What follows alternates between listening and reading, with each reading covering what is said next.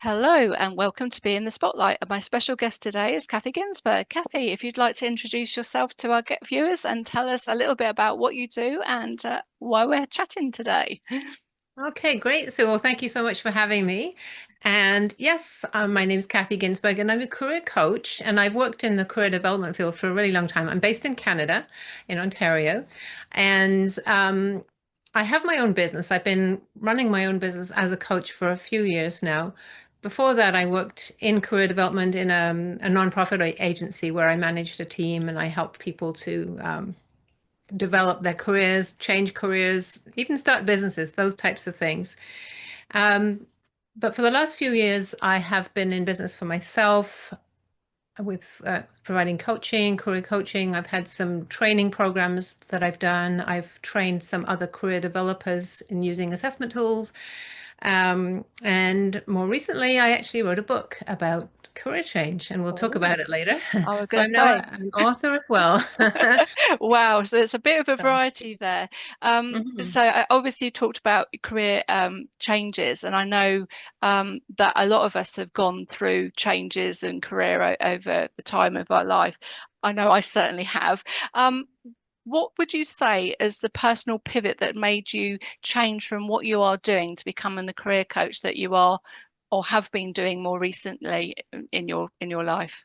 Yeah, my biggest career change really came, well, more than 20 years ago now, quite a long time ago, when I had been working as a bookkeeper. I was working in an office and I don't know, I was pretty good at it. I could do the job, and there were nice people that I was working with and everything like that. But I was bored with it. I didn't want to keep working with numbers and with spreadsheets and accounting. I looked ahead for, my future career, the next few decades of my life, and thought, no, I can't be doing this Mm, for the rest of my working life. I had to find something different. mm. And I found I was really interested in helping other people to learn and I hadn't decided what they would be learning yet, but I knew I was interested in that. So I took some adult education courses, which I think maybe you did as well. So at some point, how to train adults, how to teach adults, Mhm. and eventually I got a college certificate, and then eventually I did more courses, all part-time while I was Mm, working. But mm, I eventually got a degree in adult education. So that was a big change for me, and that's what helped me to move into career development, because with mm. that knowledge of adult education, I was able to run workshops, help people, whether it was developing resumes or developing a business plan or whatever it was. I was able to run workshops. Yeah, Now, one key thing I did learn, wanted to share from learning about how adults learn, because you need to know how adults learn in order to definitely. Yeah. effectively. It's not the same as just getting up and giving a lecture. Yeah, no, totally not. How, no, helping them learn. And one thing that really stuck with me was that as adults, we already come to the table with lots of experience and lots of knowledge, Mm, skills, and so on. And we learn by building on what we already know. So yeah, it's really important to tap into that, and also yeah, to help your learners or your students or your yeah, clients to understand that they already have that wealth of knowledge and they tap yeah, into that. yeah. So that, I think, is something that I've carried with me throughout the last 2 decades of my Mm, career and working with people. Always draw on what they already know and help them to build on yeah. it. Yeah, and that is a really important thing that you just said there. Building it is going from the known to the unknown. Simple, complex is the things that I still remember all these years later from learning going into teaching, and that's it. And people with lacking in confidence, it's trying to find the thing that they're confident about, so Yeah. that when they're confident about something, you build on that. And I really liken it to finding the fire inside them. What's the passion that if you can find that in them, that's the Mhm. bit that once you ignite it, you get that confidence coming, and then you build on that. And that's for me, that's what I finding that thing in somebody to get them so they can build on that confidence and get those Yeah, feelings. It's amazing. We'll talk absolutely. more about that later. We'll Yeah, talk more about that yeah. later. But yes, I totally get where you're coming from with that, looking at what they know, what their skills are, and stuff like that. So which actually leads quite nicely into we're both obviously seasoned, experienced people in this. Um, So 20 years career development, what shifts do you think in the world of work have been the biggest surprise to you of recent years?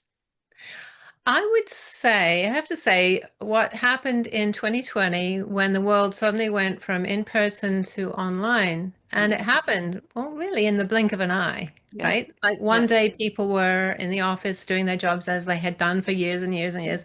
And then the next day, oh, you're going to stay home. You're going to work on your yeah, computer from home.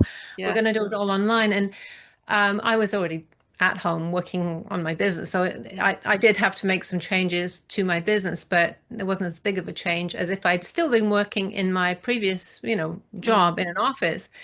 And as I saw that, I saw like we had said for years, oh, we could run these workshops online. We could help our clients online. And it was always like, no, no, that's too difficult. It's not going to work. mm, Well, what happened was all of a sudden people had to do it. And I was actually favorably surprised by how quickly people adapted yeah, yeah, to being able to continue providing a lot of services online, um, and that clients and customers were happy to adapt as mm, well. mm, So I think that was a really important change in the world of work. And I'm also a little surprised now, like 5 years later, how the change is now there's a bit of a drive, and it seems to be coming from employers rather than from the people doing the work. mm, Um, that there's a drive to move people back in the office and not have any remote work or limit it a lot. yeah, That surprises me because that seems to me a bit of a step backwards when we've already shown how effective yeah, yeah, work from home or remote work can be. yeah, So those are kind of two surprises about the same topic, but mm, one was favorably surprised by how quickly people adapted, and being adaptable is one of the important. We'll talk about this yeah, too, I think, later. yeah, Adaptability, a very yeah, important workplace skill. yeah. But now, and I think there are different reasons why employers want people back in the office. It's not necessarily about being adaptable anymore. So No, and yeah. again, I think you're spot on because again, it literally affected everybody overnight. Right, that's it. You can't go anywhere. I mean, for me at the time, I was actually out of work. I'd left the 9 to 5, um, and at that time, I was still very much a sessional tutor, but just doing a couple of hours a week, one class a week, not the full time that I'm doing now. And I can remember I just had surgery and I was, you know, I wasn't able to work. I'd got a job actually. I'd just changed job. And but basically, because I'd had an operation, it didn't go quite to plan. I ended up losing the job, which was awful. And going, I can remember, going and trying to find out what I was going to be able to do, and worried about, what I was going to do for money and everything else. And I can remember getting told at the job centre, nobody can work at the moment. So just don't worry about it and just concentrate on getting better. And it sort of was, it was a good thing for helping with the mindset to shift with that and deal with it. But how it affected you and stuff like that. But with regards to like the teaching, yeah, obviously all the face-to-face classes were stopped, and we had to look at how we could deal with it. And I think we spent the entire summer term learning Google Classroom. And then literally I had a class to deliver, and overnight they said, nope, we're not using Google Classroom. We're going going to Zoom and having to do a session on Zoom, which Oh was a bit of boy. a challenge at the time. But yeah, and I think all of the classes being online then, and all of us having to navigate the world of using Zoom and what we're doing. And then as we started easing back into the classroom after lockdown, there's very much a hybrid now of, what we do in person, what we do online. Hmm. Hmm. And the people who didn't obviously want to go online, happy to go back in the classroom, and they said, oh, but I don't want to do anything online. And I said, to be honest with you, there's no difference being online or in the classroom. I'm still teaching you exactly the same thing. It's just one's talking to you through a computer screen and the other's talking to you face to face. And what I actually realized, that because of the how I was in the classroom, I had to change to do what I was doing online. And in the end, I picked up what I was doing online, I just took to the classroom, and it became a high, a blend of the two. So it Mm. didn't matter whether I was Yeah. online or Well, again, or like in person. it's adapting, isn't it? It's learning what you Yeah, need to do to succeed in different environments. yeah, And exactly. yeah, And so I can remember when I did the very first class, it was always awful. Oh no, I'm not going to do that again. But it's amazing how much you do um change and so on. And yeah, I couldn't imagine not doing anything online at all now. I mean, I no, enjoy being back in the mm, classroom, but I certainly enjoy doing doing the stuff online, and certainly from a yeah, business perspective, to me it's given me a lot more opportunity to work with people around the world that I wouldn't have been yeah, able to do if I'd just been working locally and face to yeah. face type of stuff. So yeah, That's definitely, cool. Yeah, definitely. yeah. Um, so that actually leads into quite into another subject I want to talk to you about. We talked about it a little bit about confidence, and when we sort of get to a certain age, we feel sort of stuck in what we're doing. We fancy Mm, a change. I think mine came a little bit earlier than the midlife crisis, but I think like you, I was doing a job that I'd got as far as I was able to do, and I just knew I didn't want to keep doing that. I wanted to change. And that was my shift from going from, well, initially started as a secretary, going through the admin route, desktop publishing, all those skills, to then going into tech support and then teaching. I never ever thought I would, if anybody asked me at school, would I go teaching? No, I wouldn't have been, mm, stand up yeah, in front of a room full of people. No, never. So it always comes as a shock when people hear or know that I do that now. But a lot of the people I work with are people that have, been out of work for a period of time, the lacking in confidence and stuff like that, and they really sort of struggle. So how do you help those types of clients to feel more confident and more empowered to sort of be able to, in your case, do the career change to go from what perhaps they were doing to something more, more meaningful for what they want to do? So I know mm, you're more up that end. I'm more that end with the yeah. classroom, but the Well, principles. the principles are the same. I mean, it is, I'm kind of building on what we said earlier, that everybody, once you're an adult, you've already gone through a lot Mm, to reach the age that you're at. You've learned mm, things, you've developed skills, you've learned interpersonal skills, you've learned technical skills. mm, And when you're faced with, any kind of career change, it does hit your confidence because you're kind of going, am I really going to be able to succeed in this? mm, mm, So I think the best approach really, and is obviously it's going to be individual depending on the person and their circumstances and what they've already done, what they want to change to, or what they think they should change to. But look at what skills you need to develop, but also look at what you already have mm, that you like doing, that you're good at doing, mm, um, things that bring you satisfaction. See if you can kind of build on some of those into a mm, new opportunity. But always like continuous learning, I think, is one of the most important things. We can never sort of say, okay, I already know everything I need to know. I'm yeah, good. I'm not going to learn anymore. I'm just going to do what I already know.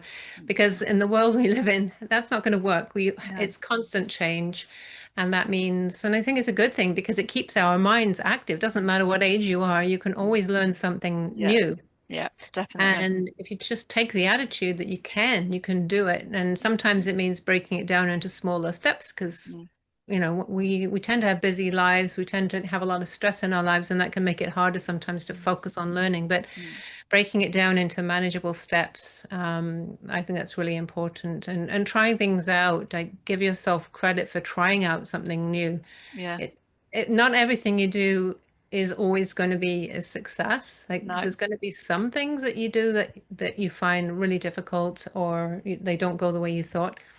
But there's always going to be something else that you can do that's going to work out better. So kind of look for the bright spots, look for the parts that are working for you, look for the places where you find you can get the most success and kind of move in that direction. yeah, definitely. I agree with you. I agree with you. And Yeah. I love what you said about learning something new. So I was learning something new yesterday, would you believe? Yeah. Even now, IT related, doing something I hadn't done before. I thought, oh, I like that. Didn't know that. Chuck it Yeah. in the classroom to teach them in the Yeah. afternoon, Continuous learning. Exactly, Yeah. exactly. And You never know.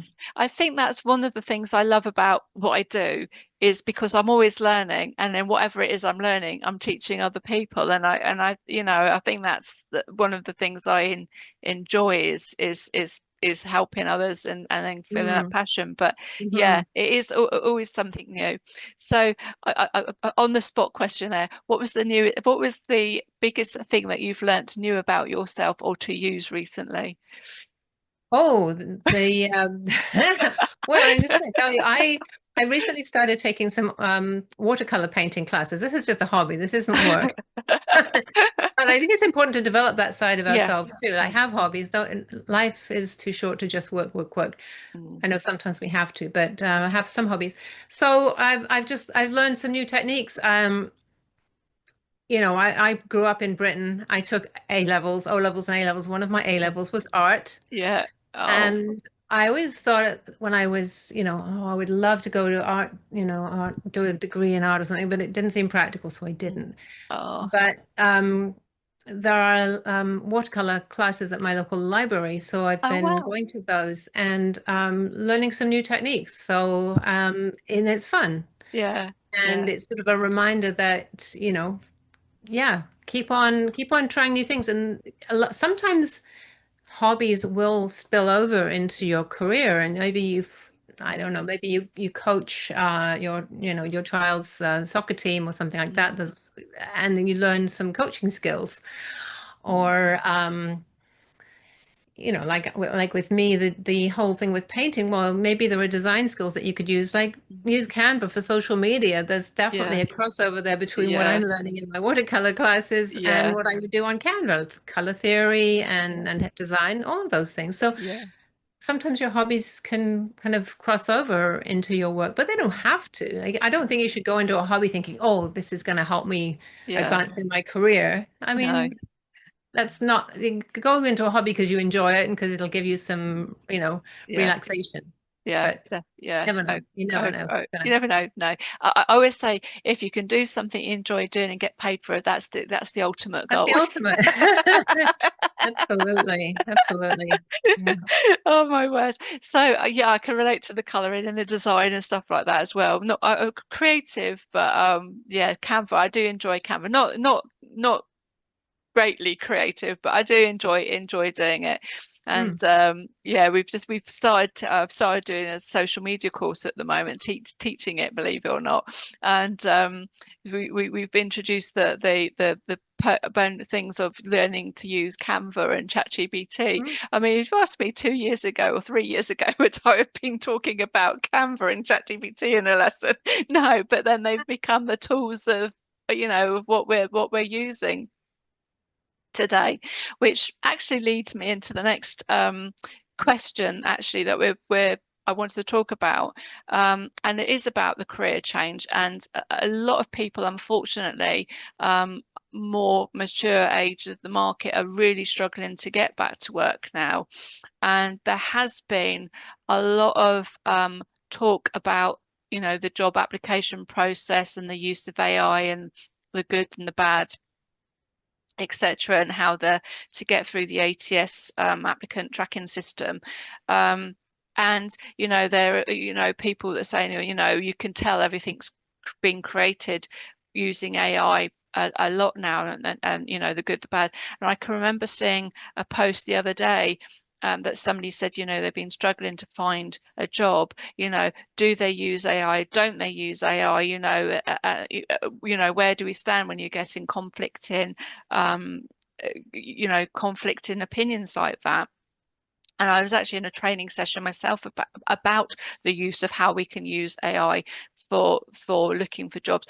What is your thoughts on that? Yeah, How do that's a really good question. And actually, in the career development field as well, there's been a lot of training and conference sessions and you, discussions about the use of AI because, yes, it has, it's vastly mm, increased in the last, well, really mm, just the last 2 years that it's been mm, available so widely. mm, And there are a few things. I mean, one thing is that the clients that we work with, they're going to be needing AI, mm, needing to know how to use AI at work because mm, there are going to be jobs where they'll need to be able to use it mm, to help them in their work, and they'll be mm, expected to mm, be open to using it and learning how to use it. Um, and then as far as in the job search process,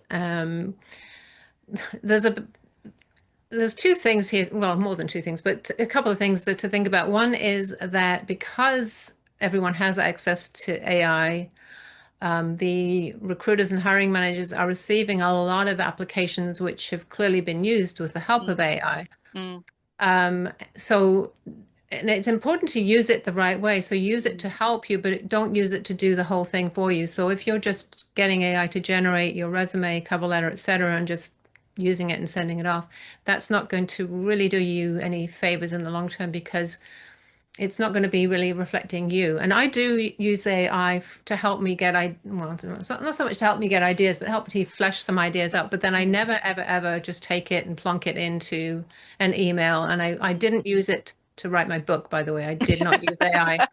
I stayed away from it while I was writing my book because I didn't want that. No, no. Um, but use it, a critical eye, always have a really good read through, change it so that the wording sounds like the way that you would word Mm, things. mm, Um, and the other thing, as a career practitioner working with clients, I will always, firstly, if I'm going to use it to help a client, ask their permission before putting anything that belongs to them into AI to mm, get, like you might put in a cover letter to get suggestions to improve it. Never do that without asking the client for their permission. I would ideally get written permission to do that. But also, it's better if the client does it themselves. They need to know that they have to remove identifying information. mm, I'm very uncomfortable with when I see people putting their whole resume into, let's say, ChatGPT, mm, including identifying information, including their own name, their own contact information, their work history with names of companies, mm, their educational history with names of institutions.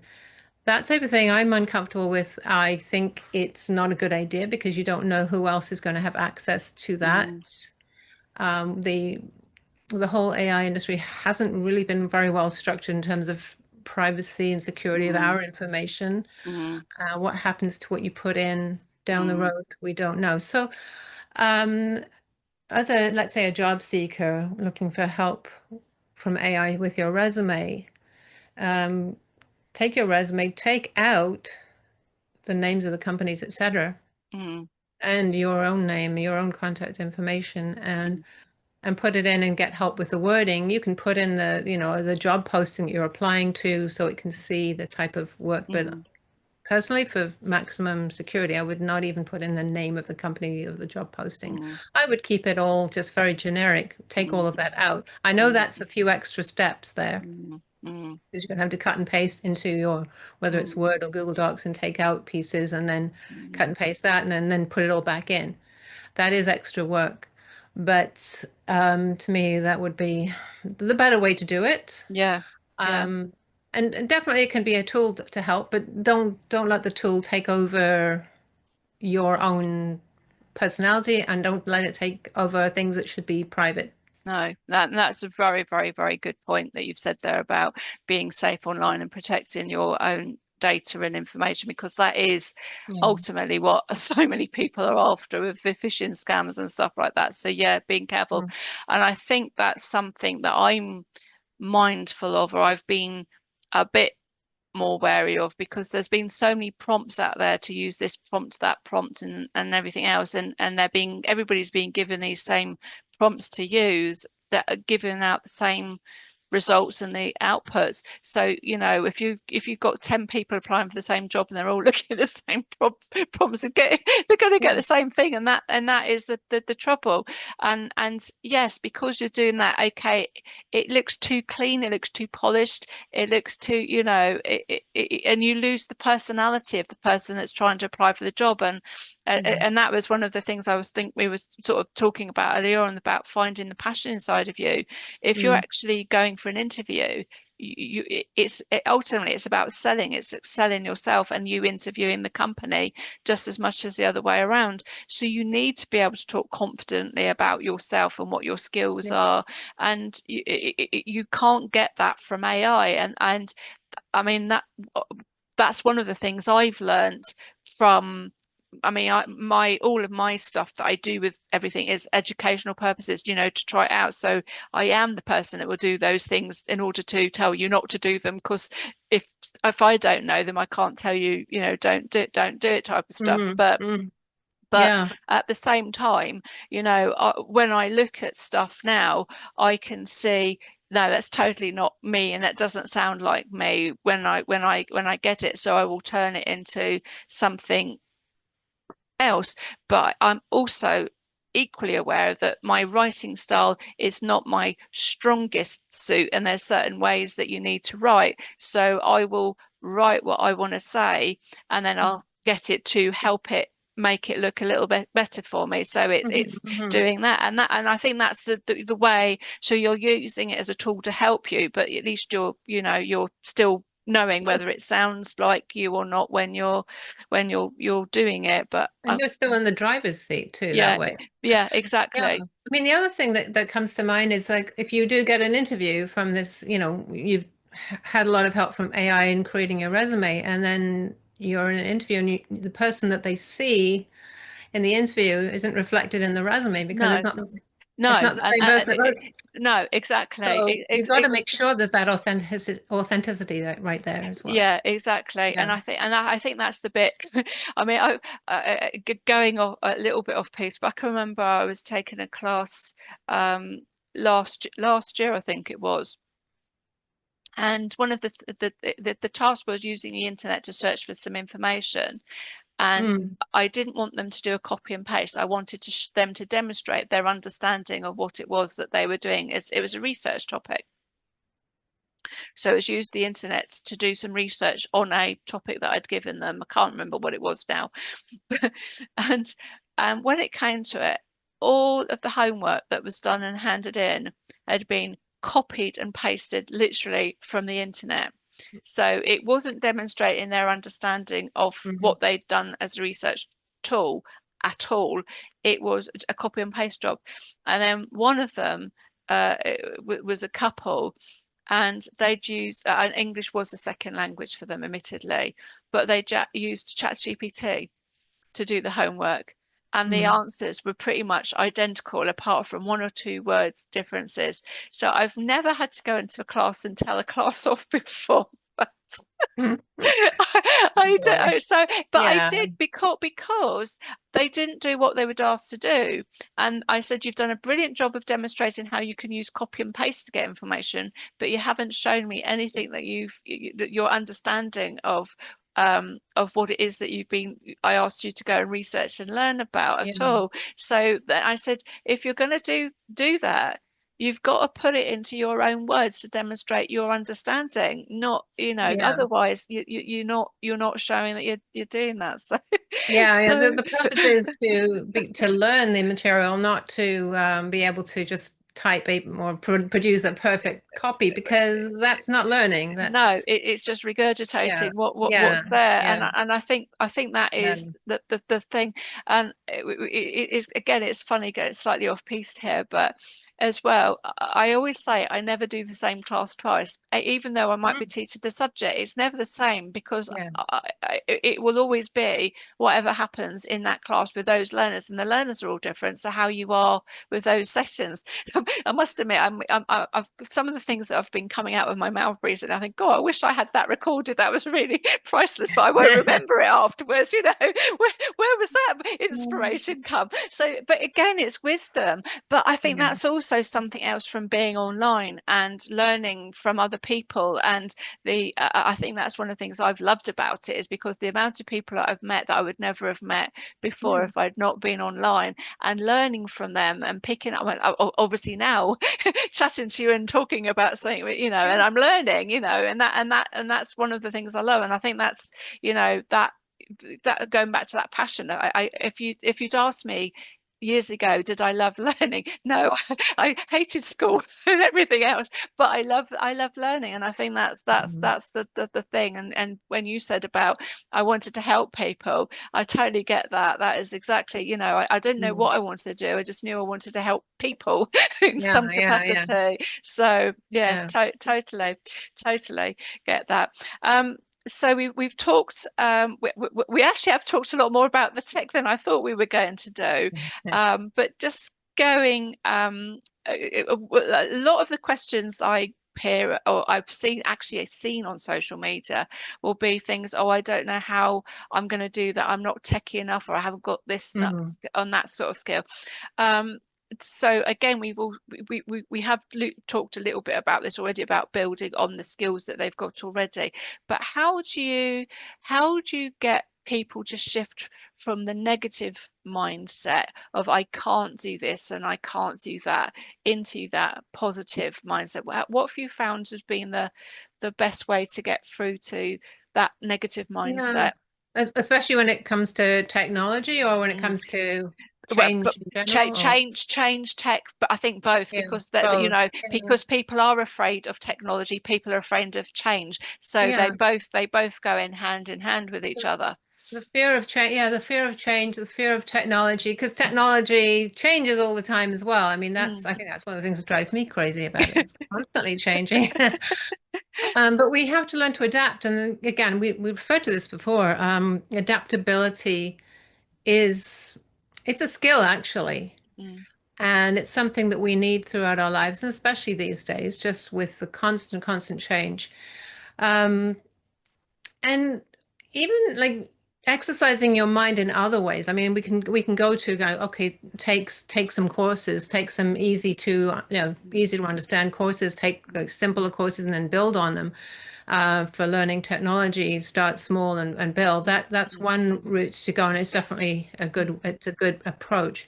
But the other thing is having an adaptable mindset. So being willing to just try out new things. It could even be if you've always driven to work the same route, mm. try a different route. It Yeah, kind of helps you to rewire your brain. And sometimes we have to because there are roadworks on the way yeah, that we want to go. yeah, We've yeah, always gone that way, so now we have to find a new route. But but even like or trying, go and get your groceries from a different supermarket mm, mm. because they'll have things laid out differently. There'll be different brands that you haven't Yeah, tried. I mean, yeah, all of those types of things, fresh experiences. That's why even going away on a holiday or going on a trip somewhere is good as well because yeah, you're forced to do something different.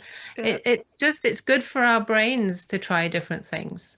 yeah, If you read books, I mean, reading books anyway is good, and I really like reading physical books. I like to get away from the screen and do something different.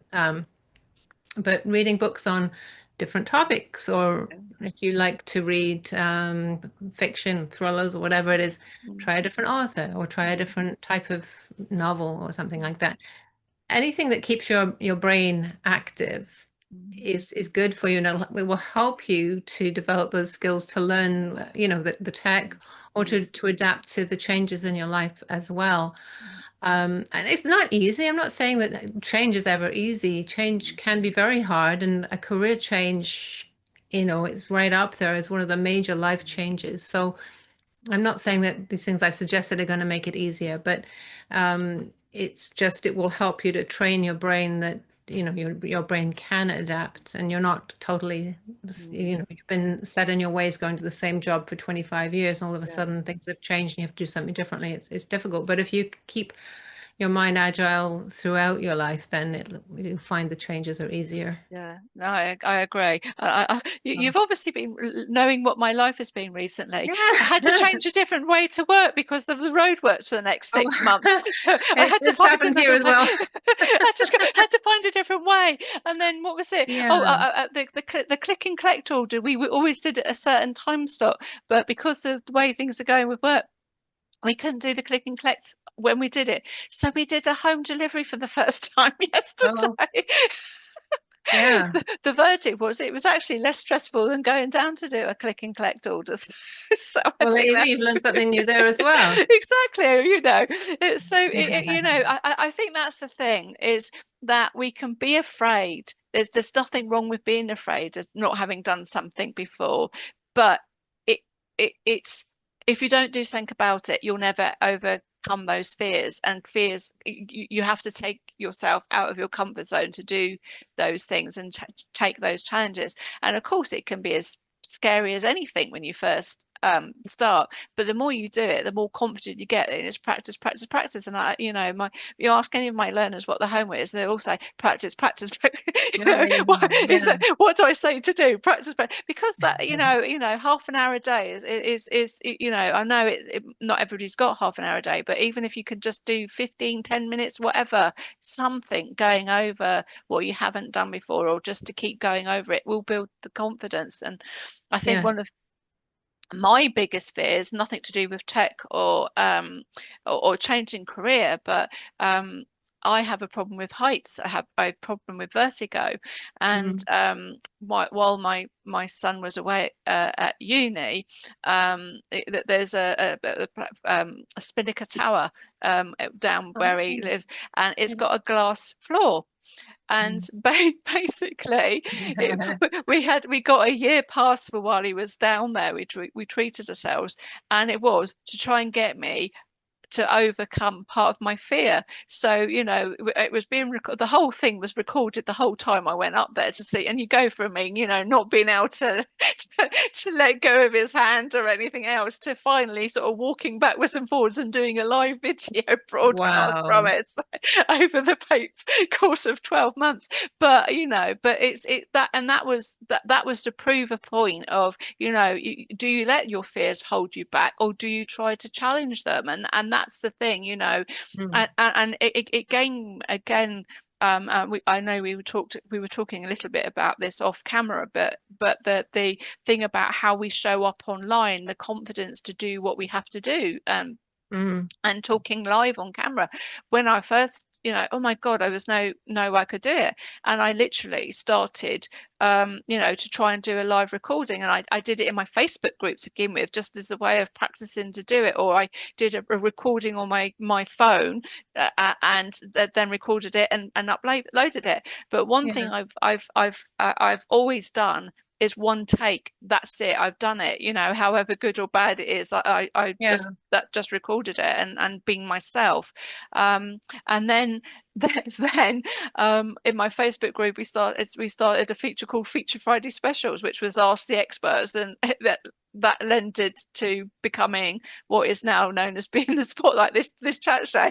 So Oh, yeah, it's yeah. amazing over a course of 3 years, just how you do things to take you out of your comfort zone, to build confidence and do stuff that you didn't think possible.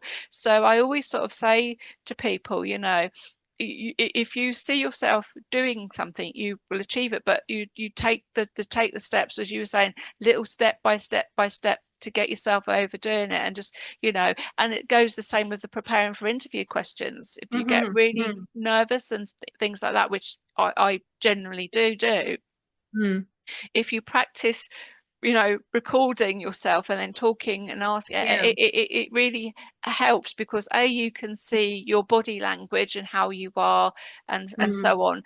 And if you've got any mannerisms that, oh God, pulling faces Yeah. and stuff like that, but it just gives you a chance to see yourself in the mirror, so to speak, and actually, and practice. And I think Yeah. that's what I used to do. I used to, when I knew I got an interview coming up, I would record myself every day Mm. talking and going through interview questions. And then, yeah.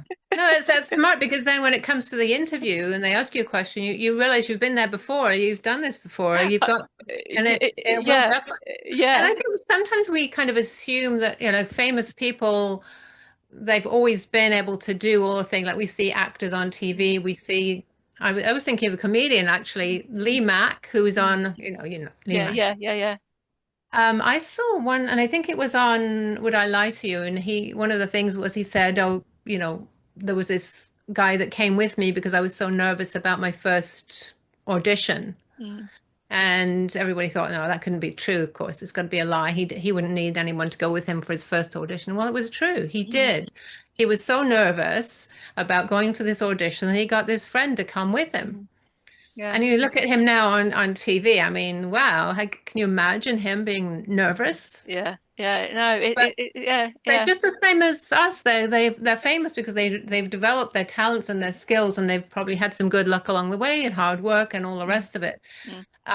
Not that I ever want to be on TV as a comedian, but I know I, like you, I didn't want to, I would have been scared to get up in front of a group at one time, but Yeah, I developed the skills. I learned, oh, there's a skill set yeah, involved yeah, in public speaking. There's a skill set involved in training and yeah, designing a workshop and that type of thing. And once you've developed the skills and practiced them and got help, I mean, yeah. I still, if I'm doing a webinar, I sometimes do webinars. If I'm doing a webinar on a topic I haven't done before or not for a while, I will practice and practice and practice and practice. And then the people, who come to the webinar get the benefit of me having practiced, Yeah, not me who sort of stumbling and not sure what to say. But yeah, um, and I was going to mention too that the book that I wrote, Career Change for Highly sensitive people, which I am one, and I don't know if you are, Sue, as well. But anyway, we tend to be hyper aware of possible things that could go wrong. yeah, yeah, So instead of sitting there and worrying about what might go wrong, what I do, not all the time, but what I try to do is practice so that the things that I can control won't go wrong. So, somebody like you might throw me a question I don't know the answer to, but for the most part, because I've practiced talking and I've mm, I practiced speaking on, that sounds a bit funny. I've practiced talking, but I've practiced speaking on, like I've had enough experience speaking online and having conversations with people online. mm, But also I prepared because you very kindly sent me questions in advance. So I was able to think it through. mm. So I'm not coming in completely blind. So if anyone's watching us thinking, how does she know how to answer all these questions? Well, I've got a little cheat sheet down there. I'm not going to show you, but but so there's some things you can prepare for. Like Yeah, you can yeah, prepare to think about what type of answers you're going to give. yeah, yeah, And same thing, whether it's in an interview or like live, yeah, Facebook Live or something, you yeah, prepare, get ready for it, yeah. and then it's not all like kind of as big of a deal as it would be otherwise. No, that's a really good advice, and actually, that is something else that I again would say to do. Going back to our interview questions and using AI, that you can actually say that you're going to do it and ask it to give you some interview questions. So then you can look and record and prepare yourself, and even actually getting not necessarily using AI, although you can do it, but even like using PowerPoint, you can, have the questions read aloud. You hear the questions aloud, and then record yourself answering the questions and things like that.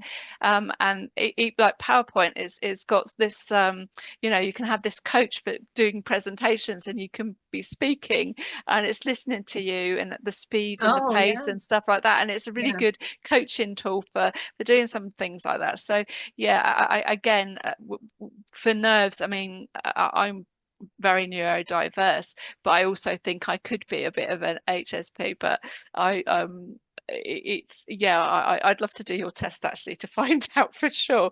But highly sensitive, yeah, and I've loved your book. Haven't finished reading it yet, but I definitely enjoyed reading it when I've been reading. Oh, that's good to hear. But, but yeah, if you want to know about the book, put a note in the comments because it's totally worth getting, and we'll give you the details. But Mhm. yeah, so God, now I've gone off piece. Look, this is what happens. You can have Yeah. questions written down, but it doesn't mean to say you follow them, and you can change direction, no problem. Um, so, oh no, I have really forgotten what I was going to say to you. Oh yeah, we were talking about, well, we weren't talking about, but I've overwhelmed myself, and that's the next point on the question. How do you deal with being overwhelmed at work? There we go. Completely changing direction now, but Okay. Well, and, and actually, no, this is a super good topic because I have definitely dealt with overwhelm at work myself. Um, because, and a lot of people are like this, and I don't know if it's a highly sensitive thing or just a lot of people are like this. We tend to think we've got to work, work, work, work, work, and meet everyone's expectations. mm, Um, and what can happen is you just get totally overwhelmed because you take on too mm, much. mm, So part of it is learning to set boundaries and learning what those boundaries should be and realizing that you can't always take on everything. I yeah. believe that it may be more of a female trait than a male trait as well. I think Mm, men in the workplace can probably get away or realize that they can get away with not taking on as much. mm, It could be a confidence thing. There's a whole lot of reasons. I'm not going to kind of diagnose the reasons, but if you do tend to just say yes to everything, you will reach a point of burnout or certainly of overwhelm because you'll find you have got too much to do. yeah. So for me, it was I did have to learn how to set boundaries and what those boundaries should be. But also there's some strategies you can use to prevent yourself from getting to that point. And one of them is we tend to be very, very distracted all the time. Like we've got things like notifications on our phones, on our Mm, computer screens. If you're in an in-person office, people coming at the door, mm, people dropping by your desk or your workstation, dropping papers on your desk or coming and asking you a question. Or if you're working from home and well, if you've got kids or pets or mm. a spouse or anything like that, That's a put a do distraction, not isn't disturb it? notice on the door. But reducing interruptions and distractions as much as you can, and it could be something like turning off notifications. Mm. I have my phone. I have virtually no notifications on my phone. So bad that people try to call me, and I, I don't even know they've tried Are you trying to to get hold call of me. me? What would be the sort of thing that you would say to people, when they are focusing on career changes, jobs, wherever we were in our conversation, which I have to say I've lost that as well now. But it is Mhm. that it's managing the distractions and setting our time and boundaries, that which was what we were talking about, I know. Yeah. Yeah, boundaries. Boundaries, avoiding distractions, not trying to juggle too many things. We all try to multitask, we all do, but it's been actually shown to not be the most productive way to work. So try to focus on one thing, like try to just get one task done and then move on to something else if you can, rather than try to do Mm, everything. mm, Um, and again, like going back to highly sensitive people, because I am one, and you're sensitive in your own way as well. But when we've got too much going on, we're taking in so much information, it does overwhelm us, especially mm, if we're highly sensitive or sensitive to external stimuli, bright lights and whatnot. mm, It can just add to the overwhelm. So knowing what your priorities are, trying to cut back on distractions as much as possible. And the other thing is really focus on taking care of yourself, like making mm, sure that like if you're going through overwhelming times at work, in your personal life, in the middle of a career change, and just this just seems to be so much, mm, try to take time out to whether it's go for a walk. Being mm, close to nature has really been shown to be very, very beneficial. mm, Even having a picture, like a picture of, a forest scene or a lake or something that you can look at, or flowers, mm, all of those things can help to relieve mm. some of the stress of overwhelm, even if it's just for a few minutes, and then it kind of refreshes you a little bit so that you can deal with it better. But self-care is just very, very important as well. That is actually very, very true. Very, very Mm. true. It actually takes me to something that happened. Well, it was in my classroom this week. We were talking about overwhelm, and this particular person. It was more. Um, they were very talented, but they knew they didn't want to go back to what they were doing, even though they got a really good skill set. But they Mm. couldn't quite work out what they wanted to do next. And it was interesting hearing what they had to say, because their skill set was in project management. They were very good at managing projects, um, but they just knew they didn't want to go back to what they considered the corporate world and that type of lifestyle. And they were, like everybody, when they start, when you're looking for a job, it's not, a 5 minute job looking. It can be a full-time job in itself, looking for a Mhm. job, or Yeah. especially if you've not been working for a period of time, which again, that's another thing. A lot of people have the career breaks to raise children and then trying to get back to the workplace after that.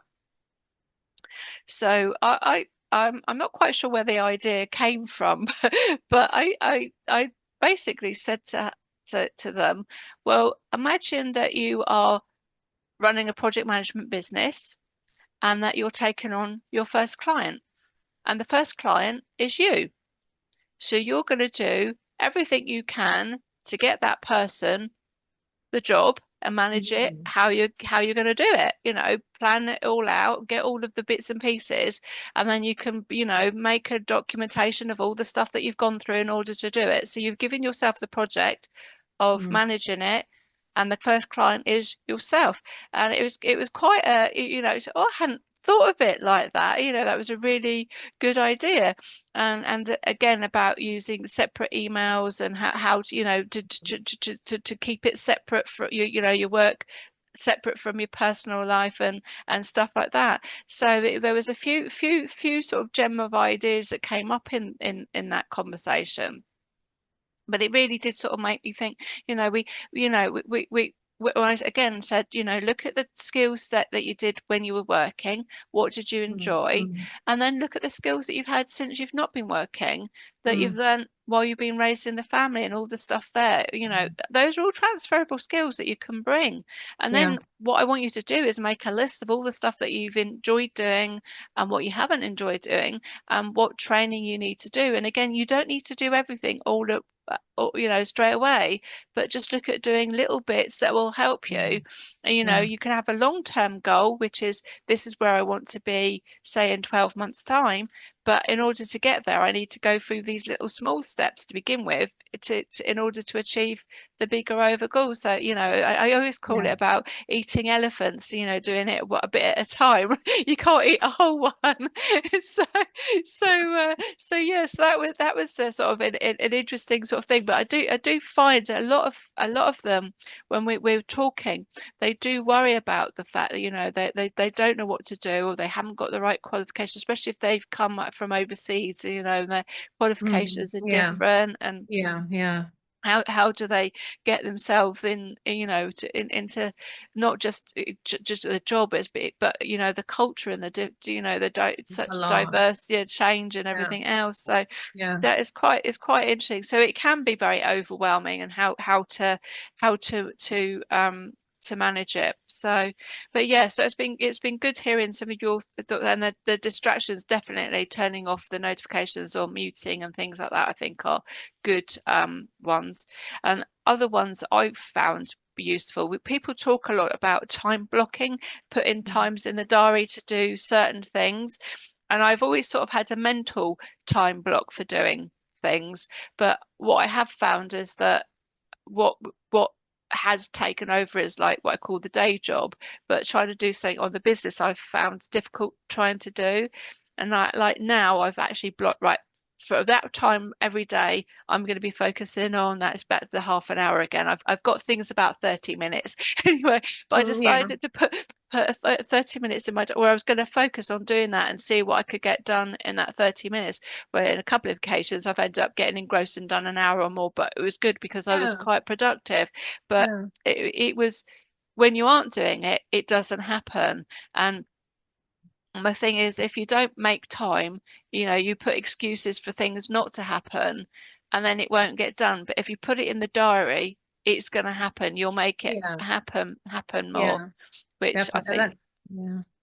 I think time blocking is a really good strategy. It seems to work well for most people. So Yeah, yeah. it's Yeah. it's it's not something I do lots of, but that definitely Mm. thing. And I liked what you were saying about the pictures on the walls and things like that. Because I Mm. find I don't always get out as much as I would like to and as much as I should.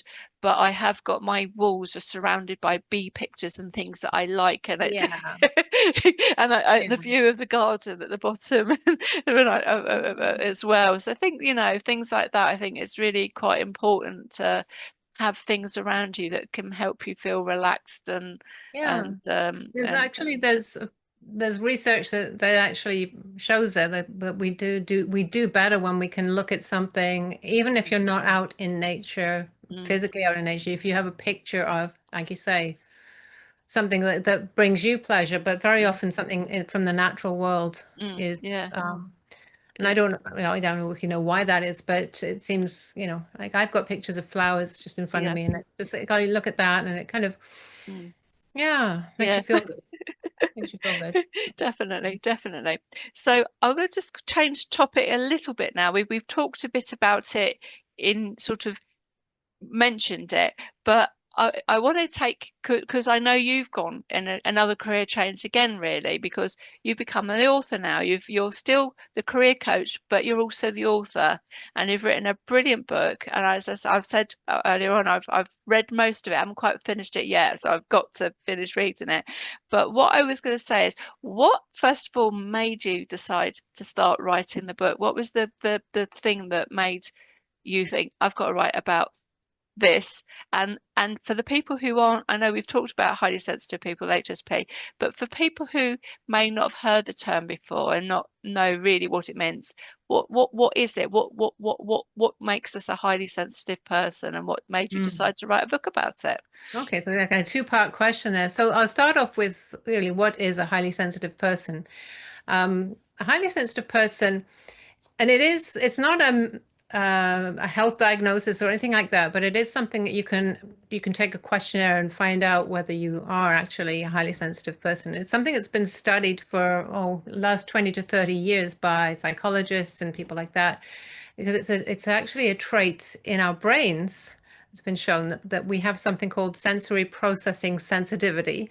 Mm, Um, and it's something that's found not just in humans, but also in other animals and creatures that have been studied. Um, and it occurs in about 20 to 30% of the human population. And I mm, believe it cuts across, all other kind of types of, mm, gender, race, et cetera, et cetera. So to boil it really down to the essentials, it means that our brains process information at a deeper level mm, than the other 70 to 80% of the population. So most of the population are, and I'm not saying you're not sensitive at all, but just less sensitive in this way. mm, So we take in information, as you know, we're all taking in information from our, sight, sound, hearing, touch, etc., all the time. Like we're constantly processing information. When you're highly sensitive, you're processing it at a deeper level. mm. It can take longer to process, and it can keep on, like, you go to bed at night and you're still thinking about the conversation you had yesterday. Yes. And trying to, just get it set in your brain somehow. And so depth of processing, but also we're very sensitive to stimuli. We may notice things, we may notice details that other Mm, people don't mm, notice. mm, Um, and maybe that's something that keeps us awake at night too. It's like, why was he wearing brown shoes with a blue suit? Like that type of thing. It's like, what did that mean? Like, so processing little things that somebody mm, else might just not have noticed. And mm, also, because we're processing so much in depth, we can become overwhelmed more easily than other people do. So what might be manageable for a less sensitive person, like being I go to conferences once in a while, like, and you're in big rooms full of lots of people, there's lots of sound, you're mm, listening to the speakers, there's conversations, the lights are kind of bright in some areas and dark in others, and it's quite overwhelming. So if you're in a situation like that, or a big busy train station or something like mm, that, or an airport, it can just make you just feel like you want to go and hide in a little dark room somewhere mm, because there's so much coming in. mm, So the tendency to get overwhelmed in that way. And what's the other one? Oh yeah, emotional empathy. This is mm, something. So some people kind of get feel like there's a blurry line between the autism spectrum and HSP, but it's thought that they're completely, different things, not mm, necessarily separate, because you could be on the autism spectrum and also be highly sensitive as a highly sensitive person. mm, But one big difference that is a feature of a highly sensitive person is the emotional empathy as well. So we tend to feel, we notice what other people are feeling mm, at quite a deep level, as well as all of the other things that we're noticing. And so a lot of us are drawn to the helping professions and that type of thing. So that's sort of like a quick 2-minute description of what it means. There are a lot of really good books out there and websites that kind of go into it in more depth. Mm, Um, so I didn't know I was a highly sensitive person until I picked up the ultimate book about high sensitivity, which by Dr. Elaine Aron, and she was really the original researcher who really identified it in humans back in the 1990s, and she wrote a book called The Highly Sensitive Person. And I picked it up in a bookstore. I was just kind of browsing, and I thought, oh, it sounds a little bit like me. I wonder, you know. So I read the book and I realized, yeah, mm, I am highly sensitive, and it sort of stayed with me. I didn't do much with that information except to understand myself a little bit better. But this was quite a long time ago that I read the book for the first time. And then as I reached the point in my career coaching business that I thought, I've got so much that I want to share and I would like to write a book. But there are so many books out there about careers and career change and what it's like to change careers and what's a mm, good career to go into and how to deal with the process. But there wasn't anything specifically for the highly sensitive person that I'd been able to find. Um, there were just really a couple of quite well-written career books. One was written 20 years ago. It's called, I can't remember the title of it right now. I've got it on my bookshelf somewhere. So that was 20 years ago. And then there was another one written in 2015. That's 10 years ago now about careers. And it was based on some really good research that the author did. Um, but nothing more recent and nothing that really dealt kind of with the whole career aspect from a career specialist point of view. So mm, as I'm a career development practitioner, I have that perspective as opposed to I'm not a psychologist and I'm not a mm, therapist, mm, and I haven't written research papers about high sensitivity, but I have worked with a lot of people helping them change careers or help them to develop careers. And I've got my own career story as well. So I thought, okay, why not put those two aspects together, the career developer and the highly sensitive person, and the whole idea of career change. So that's how I came up with the idea to write the book. And once I got started on it, I realized, yeah, this is a good topic to write about mm, because I came up with events from my own career, which mm, has spanned a long, long period of time and been quite diverse. But also with people that I have worked with in mm, my career, whether as clients or colleagues or that type of thing. Um, and I decided I wasn't going to name names in here. It wasn't appropriate to talk about clients I've worked with and blah, blah, blah. Mary did mm, this and Joe did that. mm, So I sort of took some of the stories that I remembered and combined them into, so that they're stories. They're real life stories, but they're not actually about a specific mm, person because I didn't want that. I didn't get permission from people to share their stories, and it's just not right to do that. So I didn't.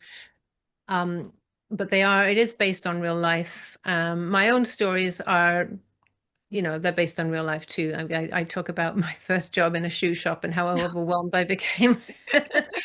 And I didn't know I was highly sensitive. I just thought I thought I was just, yeah, showing how useless I was. And yeah, yeah, yeah, but a lot of it was to do with high sensitivity. And then I talk about a few other things in my own career, but also I talk about high sensitivity and what it means from what I've discovered from reading the books. And I also attended a conference in the UK earlier, well, this year, just before I finished the book mm, about high sensitivity and the research. I wanted to make sure I had the latest information mm, to include in the book there. And so that's really where the book came from. mm. Yes.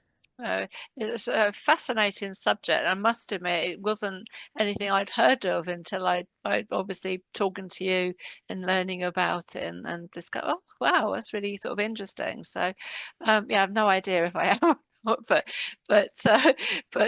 yeah, it was I've not, as I said, I've started reading and I've not finished reading it yet, but it was certainly very interesting reading and a fascinating subject. So I've just really intrigued to learn. And I think anybody else, because you think of sensitive, that's a sensitive person, but that's totally not what you're. Yeah.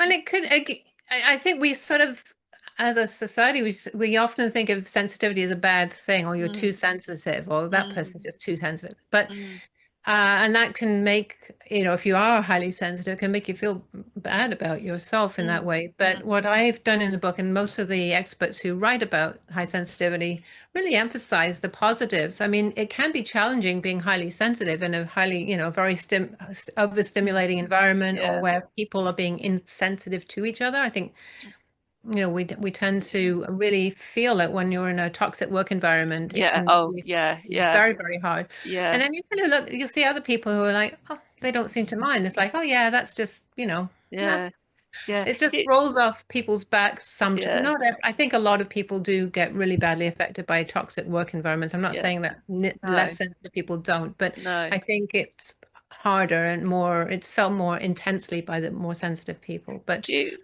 yeah, do you get banter? Do you get banter. banter? Do I get banter? Yeah, as in Yes. do you Understand it? yeah, do you associate with that, or do you find I don't get it, the point of Yeah, it? I do get banter. Yeah, yes, I do. I I, get banter. I often hear, I was just joking, and I was thinking, well, that doesn't seem like a joke to me. Oh, I see what you mean. I mean, there are some times when someone says Uh, something and pretends it's a joke. Like yeah, I've been in yeah, situations let's go back to a meeting situation at work where there's this one person who feels it's appropriate to joke about stuff that they shouldn't be joking about, and it's actually not funny. no, So no. there's that, but there's also good humored banter, Yeah, yeah, which, yeah, there's a difference, right? yeah, exactly. Yeah, as I say, I think sometimes this is with my neurodiverse sort of, yeah. I don't see the point, or I don't find things funny or something like that. Right. But yeah, no, And I think that could, and I'm not an expert by any means, but I've heard that for some people who are neurodivergent, that getting jokes and stuff might be hard. It might be you don't understand or you don't get it. And I think a highly sensitive person usually would like they're empathetic and mm, understand the emotional background and mm, understand other people's emotions mm, and would understand like if somebody's trying to be humorous, whether it lands well or not. Like if it's yeah, yeah, an yeah. unpleasant sort of like not all jokes are funny. This is the No, thing, right? no, yeah, and I think because I Um, would say you've got so humor, but yeah, I think there's humor and there's humor. Yeah. yeah, But, and as you're yeah, saying about the empathy, I would have said personally, I'm very empathetic to the people that I work with. Very much, I mm, can, yeah, especially people that I can potentially see that have got an additional need, or probably an undiagnosed neurodivergent characteristics coming through, and yeah, because I only in the last couple of years discovering myself and learning about mm, myself with it all, you can sort of see the people, and it's a sort of, hadn't didn't have great experiences at school, felt like failures, made to feel thick and stupid, and that mm, all the mm, negatives. So again, I can totally get where they're coming from, and again, it's all goes back to what we were talking about earlier about building the confidence and making, yeah. trying to make them feel better and feel some worth, self-worth and things like that. That sounds like empathy to Yeah, me, which is a hallmark of a highly sensitive person is being empathetic, yeah, yeah, right? yeah. As opposed to like the other end of the scale, if you like, is somebody who's extremely insensitive to other people's feelings and will just trample on other people's Mm, feelings and not care. mm, mm, Um, there's kind of a different, and mm, so that's why sometimes for highly sensitive people, the workplace can be a difficult place to be mm, because okay, when you're at work, there are tasks to be done, there are deadlines to meet, and mm, productivity targets, and all of those kinds of things.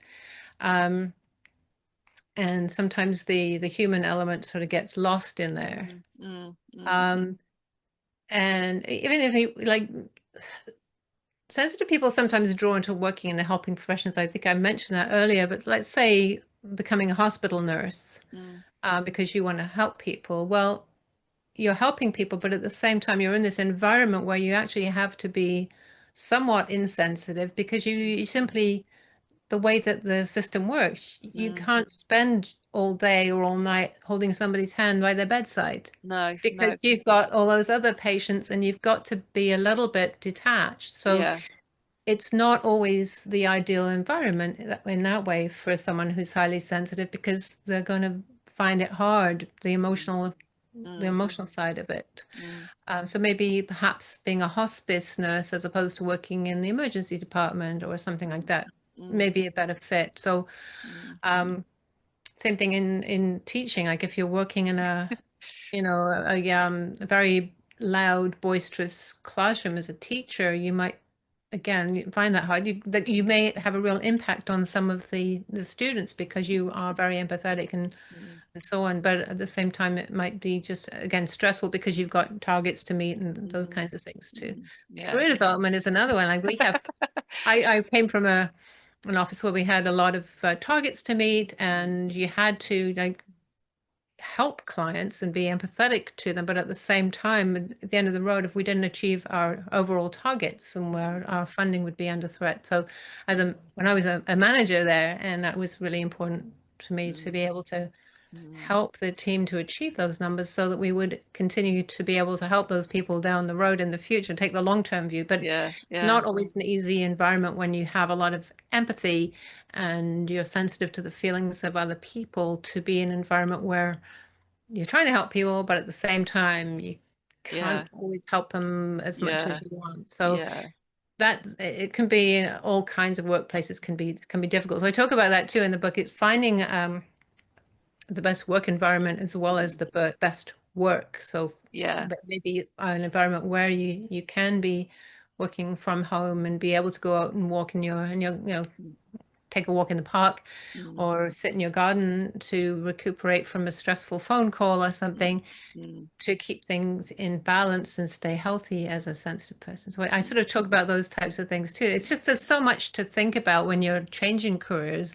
Not everything, you can't always find your ideal job and No, your ideal no. environment, but you can at Mm. least come to the table with a clear idea of what would be ideal for you and then do your best to find the closest match. Yeah, no, that's a really good advice, really good advice. Because and you're spot on with again the environments that for one time in my life I was working in a secondary school and I wasn't teaching, but I was teaching a support in a support role. And when I went there, it was good. I was doing IT and using all the things that I knew and what I could do, and I was getting results. And then changes in funding and what you could do, you were put into a role that wasn't me that I couldn't do and I was not getting on with the person that I was supposed to be looking after and it was Mm, mm. and then I had people, well, kids coming up to me, wanting to learn, wanting help, but I couldn't help them because they weren't covered on the this is what who you have to support and help, Oh, yeah. and and Yeah. it really frustrated me that the people that Mm. wanted to help I couldn't help, and the people that I was supposed to be helping weren't interested. Do you know what I mean? Yeah. Yeah, that's really tough, isn't It, it? It's yeah, yeah. there's not many places or jobs I've walked away from with a challenge, but that was just one that Mm. it wore me down, wore me down in the Yeah, end. it's that conflict between what you could do to help somebody who needs it, and Mm, yet what the framework of your job and whoever's paying the salary at exactly. the end of the day, right? Yeah. You have to kind of keep that, but it's not always easy. But No. No. yeah, No, yeah. there's a couple of other similar things like it at the moment, but I won't go into those. But yeah, it does frustrate me, when you get people who want to learn and there's obstacles that are stopping them, and then there Mm, are other people that are sort of forced into it, aren't interested in it, and and yeah, so there does seem to be a bit of a mix match on some of those some of those things. yeah. So for anybody that's listening, and we've talked a little bit about it, but definitely go and buy it. Definitely go and buy it. What would you say is the biggest takeaway um, from the book that people who are unsure of, they think, and I can think of somebody at the moment who's highly talented, really gifted, um, made redundant, I'm really struggling to find work. And you think, my goodness, if this person is struggling, what hope is there for the rest of us? What would you say would be the biggest takeaway to help people from knowing where to start? The If, biggest takeaway. Can I just show it on the screen just so you can yes, see of what course, I don't yes. know how well it'll show up. Here we go. Yeah, all that those. Oh, look at that beautiful book, beautiful. Right? It doesn't, these things don't always work very well on Zoom, but this is the book. And so what would be the biggest take? I mean, the biggest takeaway, it's a structured approach, really, because I'm a career development specialist as well. I kind of go through it, the steps that I would work through with anybody wanting Mm-hmm, to change careers. So you know that you're following a good process if you follow the steps in the book. It goes from, understanding yourself, mm-hmm, especially understanding if you are HSP, but also understanding, why you're dissatisfied in your career, what needs to change. There's a whole section on self-assessment, which maybe that would be the biggest takeaway. There's a whole chapter on self-assessment that goes through a framework that I've developed for that. And then things like networking and researching, the importance of really researching when changing careers, find out about different careers, find out about different companies, mm-hmm. find out about company culture, Yeah, yeah. work from home policy, like all of those things. Like there's, Mm-hmm. and because it is written for a global audience, because I'm in Canada, you're in the UK, I have sold copies in Germany and France, the UK, Wow. Canada, and the United States. And I've had a review from a professor in Australia Oh, that, wow. Wow. well, so it has hit It is the global. global market. So every country has its own work culture, as well as ways to help you find work and different types of work that are available. So, um, but basically, and I've forgotten what the question was. I'm sorry. Oh, it was got basically about the takeaway. What the if takeaway, the big this, yeah, takeaway. yeah, the biggest takeaway. And I would basically buy the book. That's what Basically, we're by the saying. way, Buy it's the biggest the takeaway. book.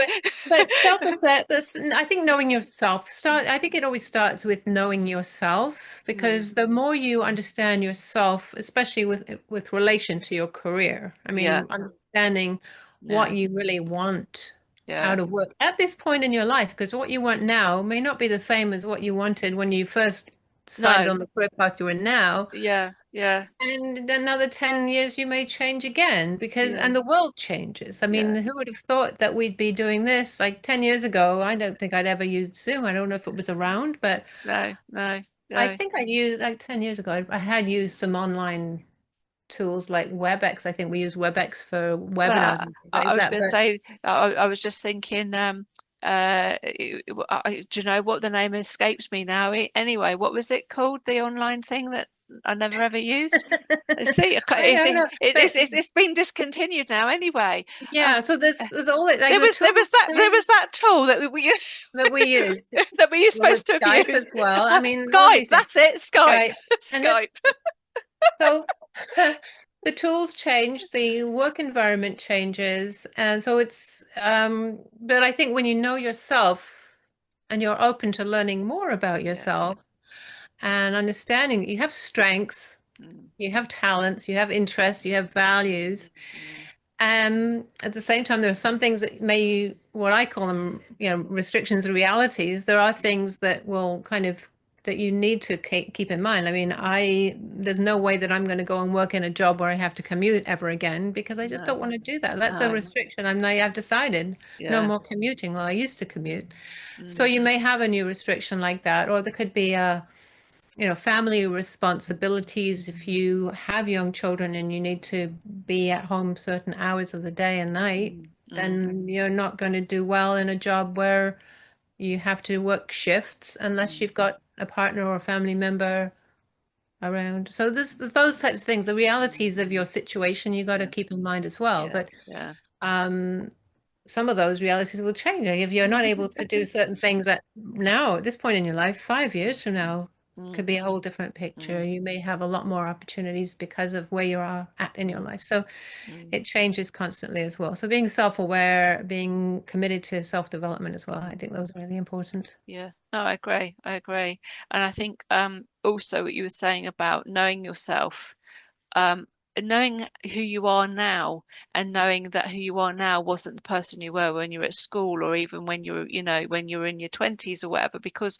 we're all growing, we're all evolving, we're all adapting, and it's the life experiences that change us from, I was saying earlier on, the person that I am now was totally not the person I was 3 years ago. And, when I Mm. started, I left Mhm. the, what I call the 9 to 5 and, Yeah. made the change, and it's learning, growing, adapting, and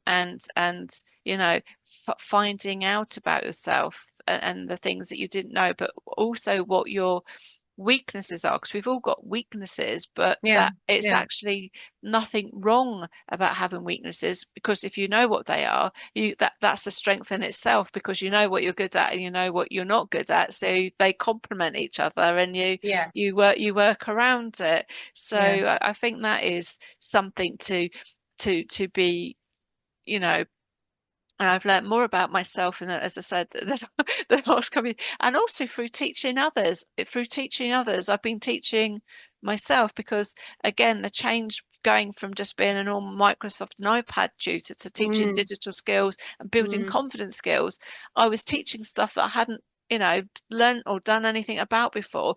Concept of journalism, journalism, journaling, journaling, Mhm. and positive affirmations and a whole shift in mindset, So Yeah. going from a person who is naturally a pessimistic person and not looking on the bright side to having to shift my outlook and how I saw things, was a real big, gone from Mm. one extreme to the other. But and I use myself as examples because, even the most, I often find that the most negative people in the classroom are the ones I actually challenge, I see as the most challenging to bring about the change. And Mm. most of the time, you've been able to bring something Yeah. Yeah. out Yeah. of them that wasn't there before. It's a slow process, but you can do it. So Yeah. yeah, looking at knowing yourself and what you are good at, what you enjoy. And I also the comment you said about when you're doing your research for the companies and stuff like that, I think that's also really important, because I know Mm. the mistakes I made in the past was, I was like applying for anything and everything, and Yeah. or full time, however, Yeah. because it was on that treadmill. You had to apply, you had to do this, you had to do that.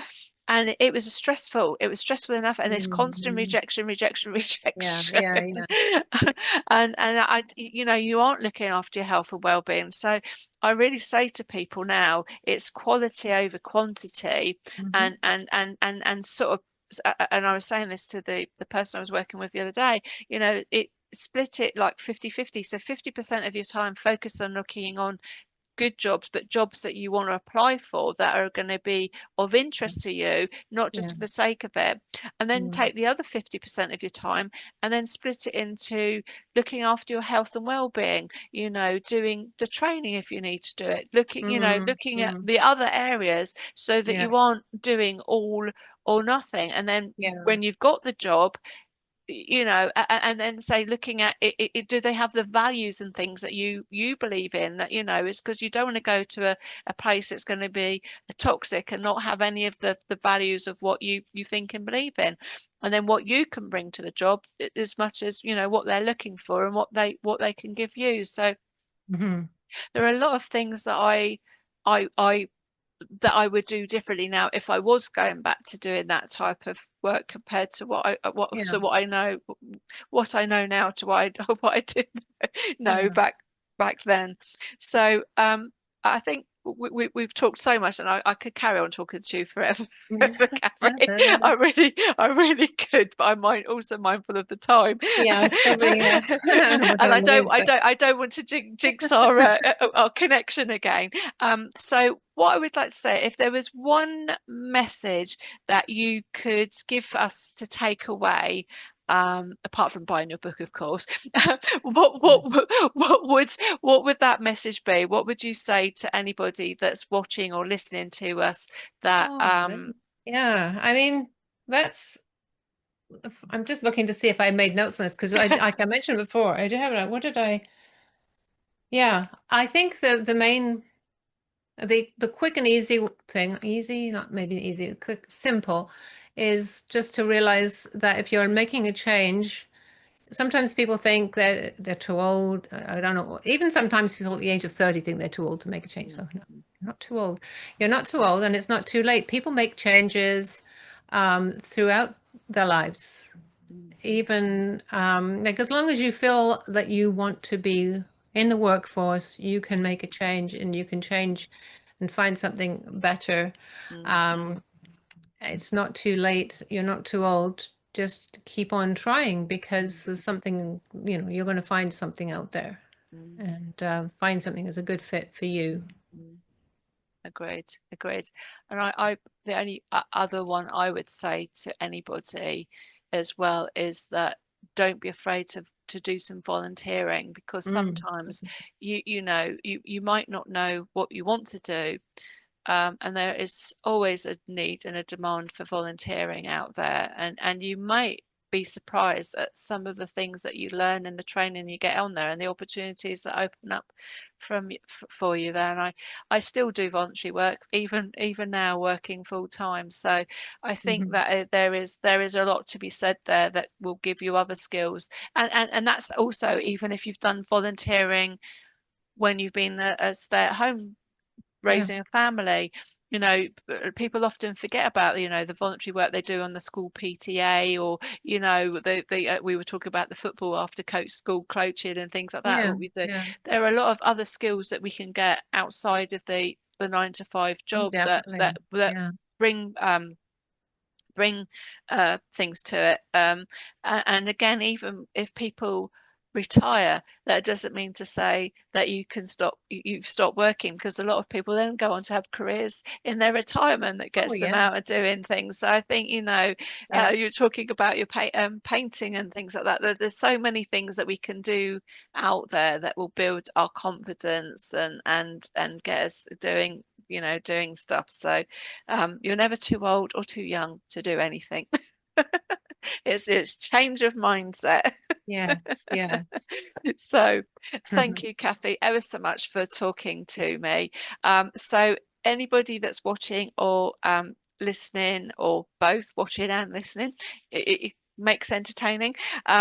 If you've got any questions for Cathy that you'd like to ask us that we've not answered, and you want to know more about the book, then I'm going to just show up the book again, just so we can see the book. So she's got it. Show the book again, and Show hopefully the book we can again. put some information in There we the. go. There we go. That's the book that you want to get. Career Change for Yeah. a Highly Sensitive Person by Cathy. And there you go. Exactly. That's the book to buy. Any Mhm. questions, then if you're watching it on the Be in the Spotlight YouTube channel, then obviously we got our comments that you can do. Don't forget to like, subscribe. That always goes well. Cathy is also on all of the social media platforms. Well, yes, actually is on all of the social media platforms, as long as well as myself. You'll find Cathy on mostly on Instagram, but she's Mostly also on. she's also on LinkedIn as Mhm. well. And I know she's on other places. But if you want to get in contact with us, ask a question, if you send an email to beinthespotlight@gmail.com, then I can forward that to you, Catherine. We can answer your questions or queries and things like Yep. that. So beinthespotlight@gmail.com. And as I said, we'll come back to you, or put a note in the comments. So thanks for watching. Thanks, Lisa, and Cathy. Thanks ever so much for being my guest today on on Being the Spotlight, Thank and, you. and coming back even when we had a little bit of a glitch in the Technical middle. difficulties. Thank you so much, Sue. It's been a real pleasure chatting Thank with you. you. Thank Okay, you. take care. Take care. Speak again. Okay. Bye-bye. Bye now. Be in the spotlight is the place to be networked and discuss technology. Be in the spotlight is the place to be. Tech Talk tips for free.